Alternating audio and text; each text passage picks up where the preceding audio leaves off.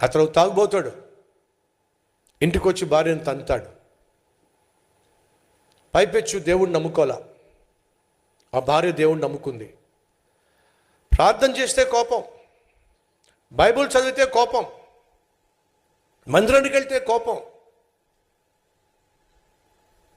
అయినా పాపం దొంగచాటుగా ప్రార్థన చేసుకుంటూ, దొంగచాటుగా బైబిల్ చదువుకుంటూ, దొంగచాటుగా వెళ్ళి దేవుని ఆరాధిస్తూ వస్తూ ఉండేది. ఒకరోజు ఈ తాగుబోతుడు బాగా తాగేసి ఇంటికి వచ్చాడు. ఆ మహాతల్లి మోకాల మీద పడి ప్రార్థన చేస్తూ ఉంటే కోపం వచ్చింది. గబగబా లోపలికి వెళ్ళి జుట్టు పట్టుకొని ఈడ్చుకొని బయటికి లాక్కొచ్చాడు. వీధి వాడ అందరూ చూస్తున్నారు, అందరి ముందు చావుగొట్టాడు. జుట్టు పట్టుకొని ఎలా పడితే అలా కొట్టేశాడు. ఇంకొకసారి ప్రార్థన చేసినా, ఇంకొకసారి బైబిల్ పట్టుకున్నా చంపేస్తానేమనుకుంటున్నావు అని చెప్పేసి మళ్ళీ ఇంకో రౌండ్ వేయడానికి వెళ్ళాడు. ఏ రౌండు? తాగుబోతాడు కదా, ఇంకో బాటిల్ తాగడానికి వెళ్ళిపోయాడు. ఆ భార్య తన్నులు తింది, దెబ్బలు తింది, తల్లడిల్లిపోయింది.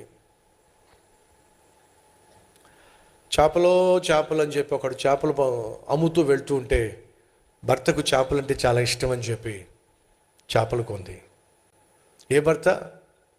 చావు కొట్టేసిన భర్త చేపలు కొంది, చక్కగా చేపల పులుసు పెట్టింది. భర్త తాగొచ్చేసాడు, మోకాల మీద పడి ప్రార్థన చేస్తుందండి. ప్రభువా, నా భర్తకు నేనంటే చాలా ఇష్టం ప్రభువా, చాలా బాగా చూసుకుంటాడు ప్రభువా, కానీ ఆ తాగితేనే ఆ కోపంలో ఏం చేస్తాడో తెలియక నన్ను కొడతాడు ప్రభువా.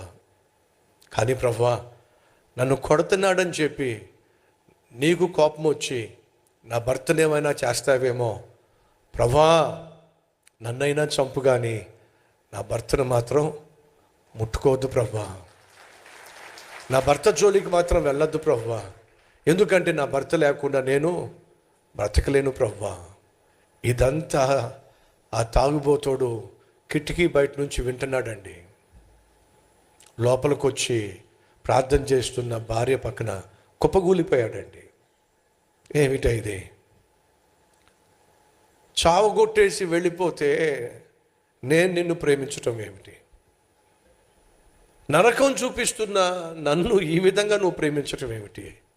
అలాంటి తాగుబోతోనే నువ్వు ఇంతగా ప్రేమిస్తున్నావంటే నువ్వు సేవిస్తున్న దేవుడు ఇంకెంత ప్రేమ గలవాడు.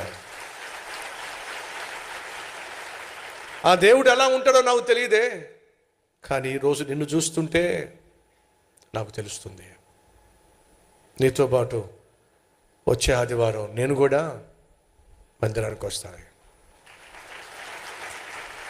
ఆ భార్య అలాగేనండి, మీకోసం చేపల పులుసు అంటే మీకు ఇష్టం కదా, చేసి పెట్టానండి. నోట్లోంచి మాటలు లేవు. నీ భార్య గయ్యాలి కావచ్చు, నువ్వు చేయాల్సిందని తెలుసా? ఆమెను ప్రేమించటం. నీ భర్త దుర్మార్గుడు కావచ్చు, నువ్వు చేయాల్సిందేదో తెలుసా?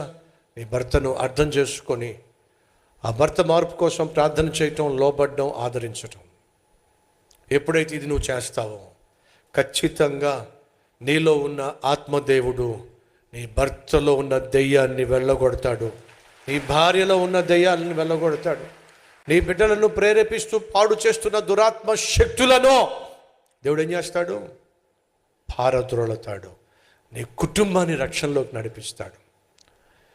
ఏదైతే వద్దనుకున్నావో, ఏదైతే కాదనుకున్నావో, ఎందుకు చేసుకున్నాను అని ఎవరిని కూర్చైతే నువ్వు అనుకున్నావో అతన్ని చూసి, ఆమెను చూసి నువ్వు బహుగా సంతోషించే విధంగా నా దేవుడు చేయుటకు చాలినవాడో